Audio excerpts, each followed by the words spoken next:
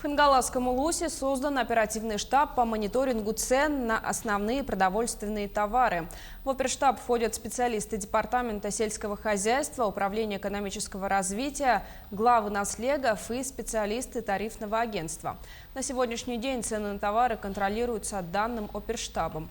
В Улусе оптовых баз и складов нет. Завозом товаров и продовольствия занимаются предприниматели.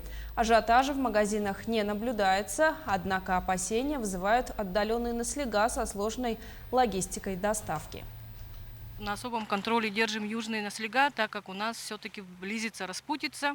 К распутице наши предприниматели готовы. Хочу отметить, что у нас таких вот оптовых баз нету. Обеспечением продовольственных товаров занимаются субъекты малого и среднего предпринимательства. Они у нас закупаются в основном в городе Якутске. Пока товары в наличии есть, закуп проводится еженедельно.